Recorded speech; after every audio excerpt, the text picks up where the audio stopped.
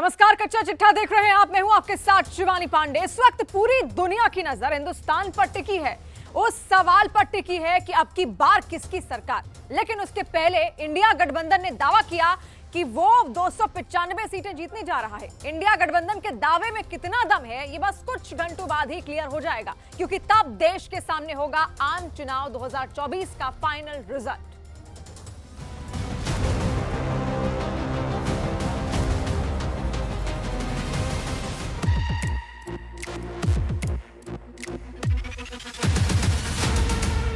दो सौ पंचानवे 3 अंक और सियासत का सारा गण। 3 अंक और सत्ता का सारा समीकरण। 3 अंक और देश के संपूर्ण विपक्ष की पूर्ण तस्वीर। सिद्धू मूसेवाला का सॉन्ग सुना आपने? 295 295 295 ईवीएम पर संदेह, चुनाव आयोग पर संदेह, चुनाव प्रक्रिया पर संदेह और एग्जिट पोल पर सवाल। इतना कुछ करने के बाद विपक्ष का दावा है कि इंडिया ब्लॉक को कम से कम 295 सीटें आएंगी। 295 295 295 लोकसभा की 543 सीटों में से 295 सीटों पर इंडिया ब्लॉक जीत दर्ज करेगी। एक सुर से विपक्ष दोहरा रहा है। कांग्रेस अध्यक्ष मल्लिकार्जुन खड़गे, कांग्रेस नेता राहुल गांधी, समाजवादी पार्टी सुप्रीमो अखिलेश यादव, तिहाड़ जाते जाते अरविंद केजरीवाल भी दोहरा गए हैं। इंडिया गठबंधन 295 के पार। जीत की इस गारंटी का गणित विपक्ष ने कैसे बैठा लिया? जनता के किस नब्ज को टटोल कर विपक्ष ने सत्ता में अपनी वापसी तय मान ली? वो कौन सी जड़ी बूटी है जिसे विपक्ष ने जनता को सुंघा दिया और 200, 250 नहीं, सीधे 300 के करीब? इस सवाल का जवाब जानना बहुत जरूरी है, क्योंकि देश का एग्जिट पोल जो बता रहा है वो ये कि मोदी की हैट्रिक होनी तय दिख रही है। बीजेपी की प्रचंड जीत होगी, एनडीए बम्पर वापसी करेगा। 295 के इस अंक पर सिर्फ 5 सवालों से समझने की कोशिश करते हैं कि ये नैरेटिव विपक्ष ने सेट करने की कोशिश क्यों की। सवाल नंबर 1, कांग्रेस के दावे का आधार क्या है? सवाल नंबर 2, 295 सीटों वाला सर्वे कहां से आया? सवाल नंबर 3, कांग्रेस ने किस एजेंसी से सर्वे कराया? सवाल नंबर 4, सभी एग्जिट पोल और कांग्रेस के सर्वे में इतना फर्क क्यों? सवाल नंबर 5, 295 ही क्यों? 10-20 सीटें कम या 10-20 सीटें ज्यादा क्यों नहीं? अब की बार एनडीए सरकार। मोदी के 400 पार के हिसाब को समझना रॉकेट साइंस नहीं है, क्योंकि वर्तमान लोकसभा में एनडीए के पास 353 सीटें थी और बीजेपी के पास 303 सीटें, जबकि इंडिया ब्लॉक बिल्कुल नया है और कांग्रेस 2019 में जो सीटें जीती थी उसका आंकड़ा था सिर्फ 52। समाजवादी पार्टी ने सिर्फ 5 सीटें जीती थी और राष्ट्रीय जनता दल 0 पर था। आम आदमी पार्टी 1 सीट जीती थी और यह कुल मिलाकर 2024 में दावा कर रहे हैं कि 295 सीटें आएंगी। किस आधार पर? कांग्रेस का कोई इंटरनल सर्वे आया हो? दिख नहीं रहा। समाजवादी पार्टी ने कोई सर्वे कराया हो? इसका भी पता नहीं। और आपने कुछ ऐसा कारनामा किया हो जिसका नतीजा 295 सीटों पर जीत में दिखे, ऐसा भी नहीं दिख रहा। फिर 295 सीटें आएंगी कहां से और कैसे? इस सवाल का जवाब एग्जिट पोल में तलाशने की कोशिश करेंगे, लेकिन उसके पहले इस 295 सीटों का फंडा विपक्ष के पास आया कहां से, वो जान लीजिए। 1 जून को कांग्रेस अध्यक्ष मल्लिकार्जुन खड़गे के आवास पर इंडिया ब्लॉक की बड़ी बैठक हुई। तमाम चेहरे राहुल गांधी, शरद पवार, अरविंद केजरीवाल, तेजस्वी यादव, सीताराम येचुरी, फारूक अब्दुल्ला इस बैठक में शामिल हुए।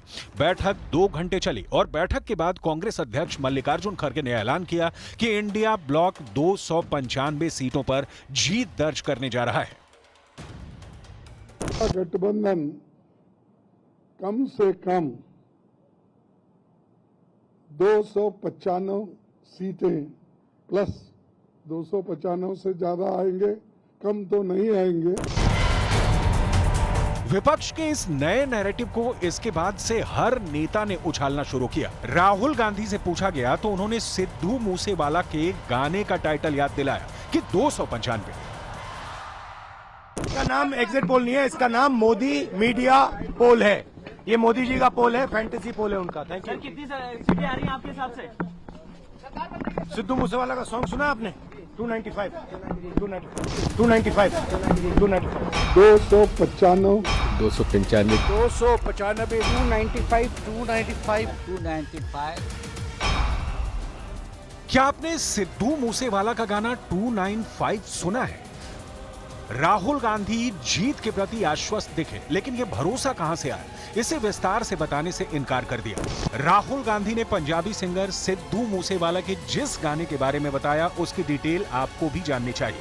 सिद्धू मूसेवाला का 295 गाना काफी हिट है। अब आपको बताते हैं कि इस गाने के टाइटल का मतलब क्या है। 295 आईपीसी की एक धारा है जिसे लेकर यह गाना बनाया गया था। आईपीसी की धारा 295A भारत के नागरिकों के किसी भी वर्ग के धर्म या धार्मिक मान्यताओं का अपमान करने की कोशिश से जुड़ी हुई है। इसे पंजाब में होने वाले बेअदबी के मामलों से जोड़कर देखा गया था। इस गाने के लिरिक्स का मतलब था कि धर्म के नाम पर डिबेट होती रहती है। अगर सच बोलोगे तो धारा 295 लगेगी और तरक्की करोगे तो नफरत मिलेगी। राहुल गांधी ने सिद्धू मूसेवाला के गाने के टाइटल 295 से 295 सीटों पर जीत को क्यों जोड़ा, ये तो क्लियर नहीं, लेकिन बिहार में जबरदस्त फाइट के बाद जीत की उम्मीद लगाने वाले आरजेडी के कर्ता धर्ता तेजस्वी यादव ने भी दावा किया है कि अब की बार आएगा तो इंडिया गठबंधन ही।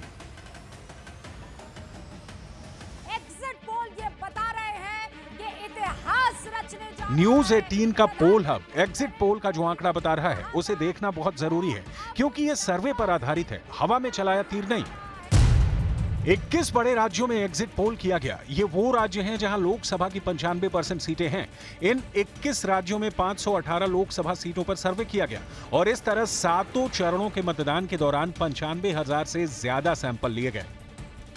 इंडिया गठबंधन का जो 295 सीटों पर जीत हासिल करने का दावा है, उसमें कितना दम है, इसका जवाब अब से कुछ घंटों बाद सामने होगा। लेकिन उससे पहले आपको न्यूज 18 पोल हब का वो एग्जिट पोल एक बार फिर से जरूर देखना चाहिए, जिसके मुताबिक इंडिया गठबंधन के लिए 295 सीटें तो दूर, 200 सीटों तक भी इंडिया गठबंधन पहुंचता दिख नहीं रहा।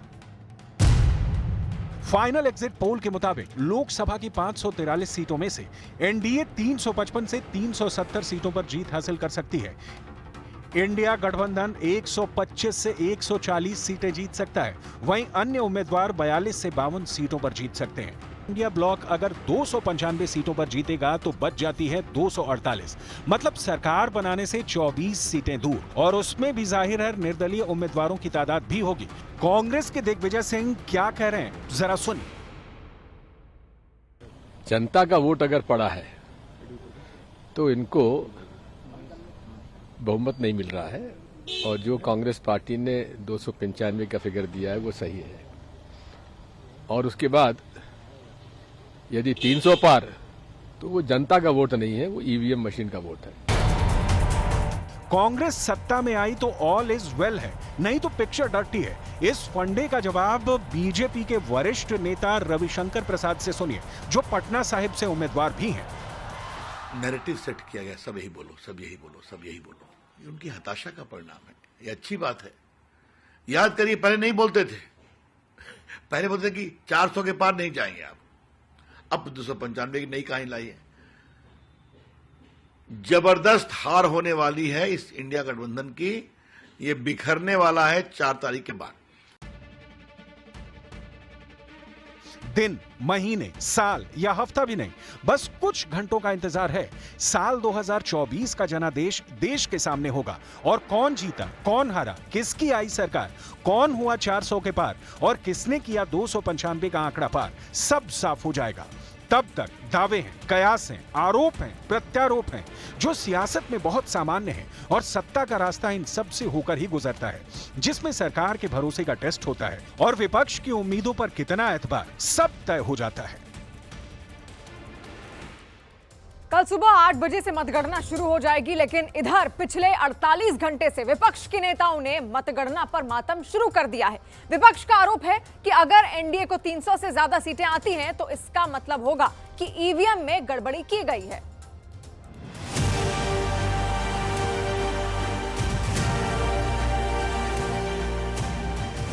ये चुनाव आयोग निष्पक्ष तरीके से काम नहीं किया है।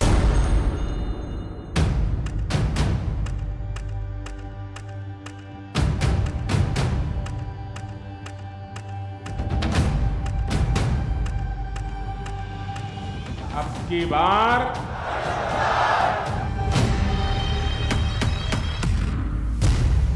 ईवीएम पर विपक्ष का कोहरा। ईवीएम पर विपक्ष सवाल उठा रहा है। चुनाव आयोग को इंडिया गठबंधन के नेता कोस रहे हैं। मतगणना से पहले ही ईवीएम और चुनाव आयोग पर विपक्षी दल के नेता मातम मनाने लगे हैं। आखिर अचानक विपक्षी नेताओं को ईवीएम और चुनाव आयोग पर गदर मचाने की जरूरत क्यों पड़ रही है?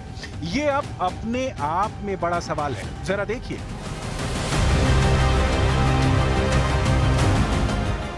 ईवीएम और चुनाव आयोग पर इंडिया गठबंधन और दूसरे विपक्षी दलों के नेता क्या आरोप लगा रहे हैं? चुनाव आयोग एक संवैधानिक संस्था है। मैं चुनाव आयोग का बड़ा सम्मान करता हूं। हालांकि ये चुनाव आयोग निष्पक्ष तरीके से काम नहीं किया है। ईवीएम पे सवाल उठेगा 4 जून के बाद, चाहे नतीजा जो भी हो। हमें सतर्क रहना है। हमारा एग्जिट पोल ये कहता है कि सबसे ज्यादा सीटें इंडिया गठबंधन उत्तर प्रदेश में जीतेगा। मैंने अपना इंटरनल भी सर्वे कराया है और वो भी बहुत बढ़ चढ़ कर बता रहा है। कर्नाटक जीत गए ईवीएम से, बंगाल जीत गए, केरला जीत गए, तेलंगाना जीत गए, हिमाचल जीत गए, तो ईवीएम ठीक है। और जहां बीजेपी जीते तो ईवीएम खराब है।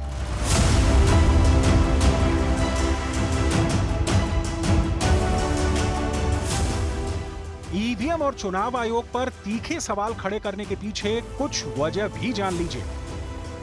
असल में पूरा माजरा है क्या? लोकसभा चुनाव 2024 के लिए 16 मार्च से चुनाव प्रचार शुरू हुआ था। 19 अप्रैल से 1 जून तक 7 फेज में वोटिंग हुई। चुनाव का प्रोसेस कुल 43 दिन तक चला था। अब 4 जून को पिछले 80 दिनों का इंतजार खत्म होने जा रहा है, लेकिन इस बीच मतगणना से पहले आए एग्जिट पोल के नतीजों ने इंडिया गठबंधन और बाकी विरोधी दल के नेताओं के तन बदन में आग लगा दी है। एग्जिट पोल के नतीजों में इंडिया की बम्पर जीत और इंडिया गठबंधन की प्रचंड हार के नतीजों ने विपक्ष को इतना ज्यादा बेचैन कर दिया है कि वो ईवीएम और चुनाव आयोग को अभी से कोसना शुरू कर चुके हैं। इसीलिए विरोधी दल के नेता बार बार चुनाव आयोग से मांगे कर रहे हैं। जरा देखिए।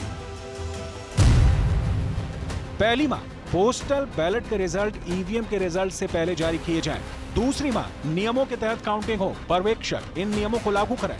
तीसरी मांग, मतगणना की सीसीटीवी से मॉनिटरिंग हो और कंट्रोल यूनिट का वेरिफिकेशन हो। चौथी मांग, मशीन से जो डेटा आए उसे कंफर्म किया जाए। पांचवी मांग, ईवीएम को जब सील किया जाता है तो उसे वेरीफाई करने के लिए काउंटिंग एजेंट होते हैं। काउंटिंग के दौरान उसे रीकंफर्म किया जाए। What are your expectations for tomorrow, ma'am? Any comments?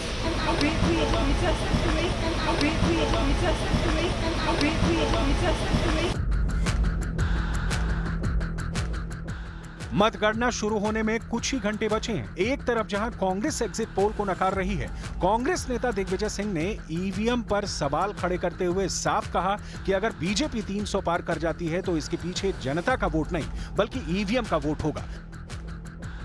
जरा सुनिए दिग्विजय सिंह ईवीएम और चुनाव आयोग पर कैसे भड़ास निकाल रहे हैं। जनता का वोट अगर पड़ा है तो इनको बहुमत नहीं मिल रहा है, और उसके बाद यदि 300 पार तो वो जनता का वोट नहीं है, वो ईवीएम मशीन का वोट है। कल लोकसभा चुनाव के नतीजों से पहले चुनाव आयोग ने विपक्ष के सारे आरोपों का जवाब दिया। मुख्य चुनाव आयुक्त राजीव कुमार ने प्रेस कॉन्फ्रेंस करते हुए साफ कहा है और यह भी माना है चुनाव आयोग के खिलाफ मुहिम चलाई गई। पहले वोटर लिस्ट पर सवाल उठाए गए, फिर ईवीएम को लेकर सवाल उठाए गए, फिर फॉर्म 17C को लेकर लोगों को गुमराह करने की कोशिश हुई और अब एआरओ के बारे में झूठ का गुब्बारा उड़ाया गया। ईवीएम और चुनाव आयोग के खिलाफ फेक नैरेटिव बनाने की कोशिश भी की गई। कोई कंट्री का कोना नहीं है, कीचड़ में जाते हैं, पहाड़ पे चढ़ते हैं, पूरा बोझ लेके चढ़ते हैं, महिलाएं बच्चों को गोद में उठा के लेके आती हैं। ये मैं दिखाऊंगा। और जब नेगेटिव नैरेटिव्स बनते हैं, जब इनके ऊपर में आरोप लगते हैं, तो सोच के देखिए कि इनके दिल को कितनी कठिनाई होती होगी। तारीफ तो अलग बात है, लेकिन हम इनकी तारीफ करना चाहते हैं, इनको ग्रेटिट्यूड देना चाहते हैं। कुल मिलाकर एनडीए के 400 पार दावे के चक्कर में विपक्षी दल अब ईवीएम को बदनाम करने में जुट गया है। एग्जिट पोल ने एक तरह से विपक्ष का सियासी स्वाद खराब कर दिया है, इसीलिए तरह तरह के आरोप। जरा देखिए कांग्रेस के कद्दावर नेता जयराम रमेश का गृह मंत्री अमित शाह पर क्या आरोप है। पीएम मोदी का एक आर्टिकल इस वक्त काफी चर्चा में है। कन्याकुमारी में 45 घंटे की साधना के बाद दिल्ली लौटते वक्त पीएम मोदी ने अपने अनुभवों में क्या क्या बातें बताई हैं, ये रिपोर्ट देखकर समझिए।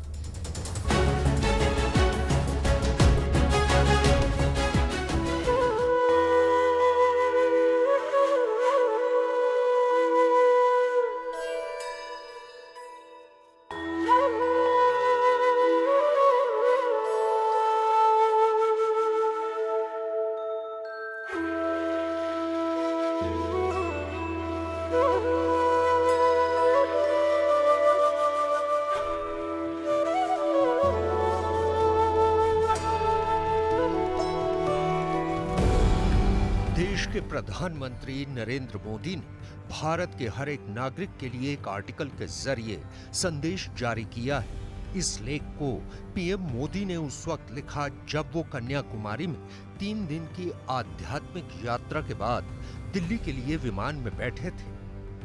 हम आपको बता दें, पीएम मोदी 30 मई को तमिलनाडु के कन्याकुमारी गए और वहां विवेकानंद रॉक मेमोरियल में 45 घंटे की ध्यान साधना में लीन हो गए, जहां पीएम मोदी 1 जून की शाम वापस दिल्ली लौटे और फिर कार्यक्रमों में जुट गए।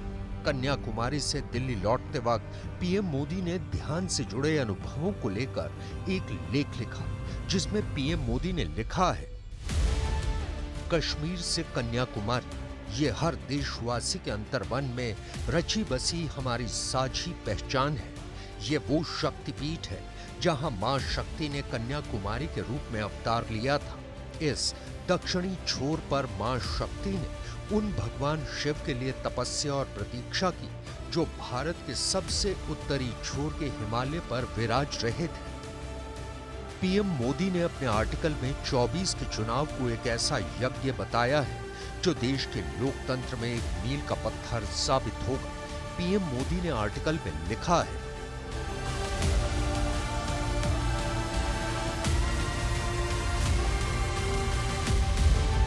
वाकई 24 के इस चुनाव में कितने ही सुखद संयोग बने हैं। अमृतकाल के इस प्रथम लोकसभा चुनाव में मैंने प्रचार अभियान 1857 के प्रथम स्वतंत्रता संग्राम की प्रेरणा स्थली मेरठ से शुरू किया। मां भारती की परिक्रमा करते हुए उस चुनाव की मेरी आखिरी सभा पंजाब के होशियारपुर में हुई। संत रविदास जी की तपोभूमि, हमारे गुरुओं की भूमि पंजाब में आखिरी सभा होने का सौभाग्य भी बहुत विशेष है। इसके बाद मुझे कन्याकुमारी में भारत माता के चरणों में बैठने का अवसर मिला। उन शुरुआती पलों में चुनाव का कोलाहल मन मस्तिष्क में गूंज रहा था। रैलियों, रोड शो में देखे हुए अनगिनत चेहरे मेरी आंखों के सामने आ रहे थे। माताओं, बहनों, बेटियों के असीम प्रेम का वो ज्वार, उनका आशीर्वाद। पीएम मोदी ने अपने आर्टिकल में 140 करोड़ देशवासियों को शक्तिपुंज की तरह माना है। उन्होंने लिखा है, नए भारत को ये स्वरूप हमें गर्व और गौरव से भर देता है, लेकिन साथ ही ये 140 करोड़ देशवासियों को उनके कर्तव्यों का एहसास भी करवाता है। अब एक भी पल गंवाए बिना हमें बड़े दायित्वों और बड़े लक्ष्यों की दिशा में कदम उठाने होंगे। हमें नए स्वप्न देखने हैं। 21वीं सदी भारत की होगी। पीएम मोदी ने अपने आर्टिकल में इसको काफी अच्छी तरह से समझाया है। 21वीं सदी की दुनिया आज भारत की ओर बहुत आशाओं से देख रही है। और वैश्विक परिदृश्य में आगे बढ़ने के लिए हमें कई बदलाव भी करने होंगे। हमें रिफॉर्म को लेकर हमारी पारंपरिक सोच को भी बदलना होगा। भारत रिफॉर्म को केवल आर्थिक बदलावों तक सीमित नहीं रख सकता है। हमें जीवन के हर क्षेत्र में रिफॉर्म की दिशा में आगे बढ़ना होगा। हमारे रिफॉर्म 2047 के विकसित भारत के संकल्प के अनुरूप भी होने चाहिए।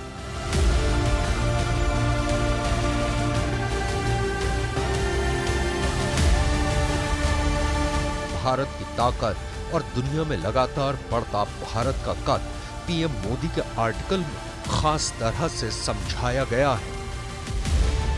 हमें हर पल इस बात पर गर्व होना चाहिए कि ईश्वर ने हमें भारत भूमि में जन्म दिया है। ईश्वर ने हमें भारत की सेवा और इसकी शिखर यात्रा में हमारी भूमिका निभाने के लिए चुना है। मैंने पिछले 10 वर्षों में भारत के इस सामर्थ्य को और ज्यादा बढ़ते देखा है और ज्यादा अनुभव किया है। जिस तरह हमने 20वीं सदी के चौथे 5वें दशक को अपनी आजादी के लिए प्रयोग किया, उसी तरह 21वीं सदी के इन 25 वर्षों में हमें विकसित भारत की नींव रखनी है। कश्मीर से कन्याकुमारी तक पीएम मोदी के विजन पर स्वामी विवेकानंद की विचारधारा का साफ असर देखा जा सकता है। उन्होंने आर्टिकल में अंतिम पंक्तियों में लिखा है, स्वामी विवेकानंद ने 1897 में कहा था कि हमें अगले 50 वर्ष केवल और केवल राष्ट्र के लिए समर्पित करने होंगे। उनके इस आह्वान के ठीक 50 वर्ष बाद 1947 में भारत आजाद हो गया। आज हमारे पास वैसा ही स्वर्णिम अवसर है। हम अगले 25 वर्ष केवल और केवल राष्ट्र के लिए समर्पित करें। हमारे ये प्रयास आने वाले पीढ़ियों और आने वाली शताब्दियों के लिए नए भारत के सुदृढ़ नींव बनकर अमर रहेंगे। मैं देश की ऊर्जा को देखकर ये कह सकता हूँ कि लक्ष्य अब दूर नहीं है। आइए तेज कदमों से चलें, मिलकर चलें, भारत को विकसित बनाएं।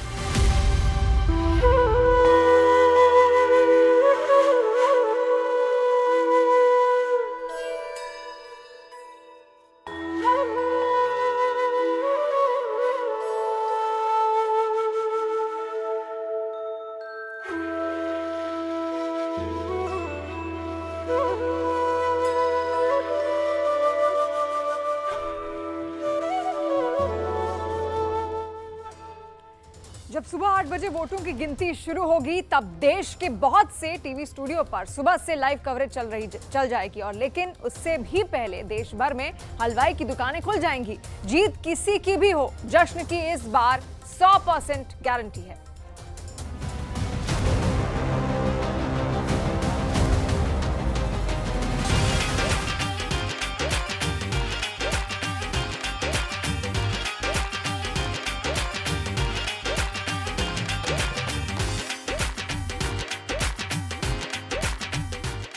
ये चुनावी लड्डू है, 5 साल में सिर्फ एक बार बढ़ता है।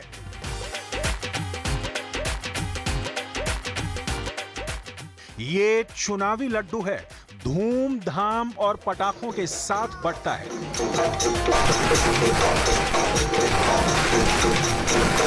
ये चुनावी लड्डू है, गजब रंग दिखाता है। वोट गिनने से लेकर काउंटिंग खत्म होने तक एक पार्टी से दूसरी पार्टी का हो जाता है।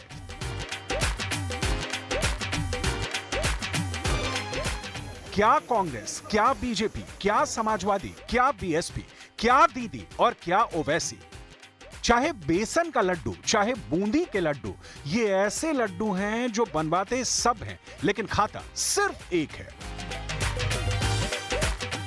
लोकसभा के 543 लड्डुओं में से इस बार किसकी प्लेट में कितने लड्डू आएंगे, यह न्यूज 18 पोल हब के एग्जिट पोल में पता चल गया है।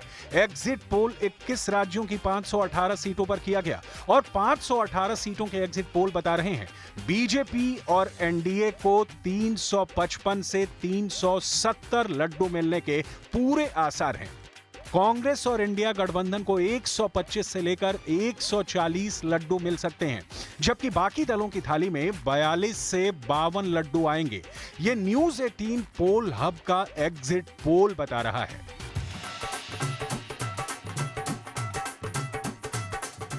जिसको जीत की उम्मीद ज्यादा, उसका लड्डू का ऑर्डर उतना बड़ा है।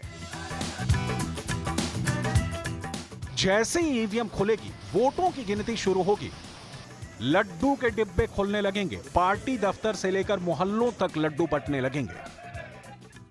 चुनाव ऐसी चीज है जिसमें लड्डू वाला शेयर बाजार ऊपर ही जाएगा।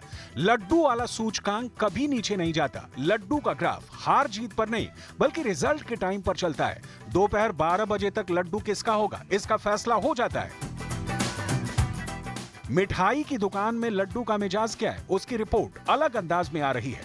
देखिए मुंबई में क्या चल रहा है। बीजेपी की तरफ से 10,000 मोतीचूर के लड्डू जो है वो बनाने की शुरुआत हो गई है। इस वक्त आप देख सकते हैं कि हम यहाँ पर मौजूद हैं। यहाँ पर आप देख सकते हैं कई सारे लोग जो है 10,000 लड्डू बनाकर उन्हें पैक करने के काम में जो है वो शुरू हो गए। इस बात की पक्की 100% गारंटी है कि ये लड्डू जाया नहीं जाएंगे। लड्डू जरूर बांटे जाएंगे, लड्डू जरूर खाए जाएंगे। रिजल्ट जो भी आए, जीतेगा लड्डू ही। बीजेपी के दफ्तर में बहुत गहमागहमी है। पार्टी अध्यक्ष जेपी नड्डा बहुत बिजी हैं। न्यूज 18 पोल हब के एग्जिट पोल ही नहीं, देश की मीडिया में हुए हर सर्वे ने बीजेपी को खुश होने का मौका दिया है। अब बात 4 जून के बाद की तैयारी की हो रही है। वोटों की गिनती के लिए बीजेपी ने अपने बूथ एजेंट, बूथ इंचार्ज और काउंटिंग एजेंट को निर्देश दिए हैं। ईवीएम पर खास तौर से नजर रखने को कहा है। मुस्तैदी पूरी है। कह सकते हैं कि पार्टी में अब चर्चा तो यह है कि कौन से राज्य में कितनी सीट मिलेगी, या कहें कि कहां कितने लड्डू का इंतजाम करना है। दिल्ली से लेकर मुंबई तक लड्डू को लेकर बहुत गहमागहमी है। चुनाव में लड्डू का कोई ईमान नहीं होता, चुनाव में लड्डू का इनाम होता है। चुनाव में लड्डू का सिर्फ इंतजाम होता है। जो जितनी सीट जीतेगा उतने लड्डू खाएगा और खाने से ज्यादा खिलाएगा। बीजेपी 400 लड्डू का दावा कर रही है, कांग्रेस 295 लड्डू का दावा कर रही है। वैसे चुनाव की जीत में लड्डुओं का क्या? वोटिंग के बाद जिसकी थाली जितनी बड़ी दिखेगी, ये लड्डू वहीं सरक जाएंगे। लोकसभा चुनाव 543 लड्डुओं की लड़ाई है। बीजेपी यानी एनडीए और कांग्रेस का इंडिया गठबंधन एक एक लड्डू के लिए लड़े हैं। दोनों पक्षों को खुश करने के लिए लड्डू तरह तरह के बने हैं और लगातार बन रहे हैं। जितनी पार्टी उतने लड्डू, जितने गठबंधन उतनी वैरायटी। हमने 14 में भी बनाए, 19 में भी बनाए। ये बड़ा लक्की है गणेश भंडार हमारे लिए। ये नो प्रॉफिट ऑर्गेनाइजेशन है, नो प्रॉफिट नो लॉस, और ये शुद्ध गाय के घी से, देसी घी से ये लड्डू बने हैं।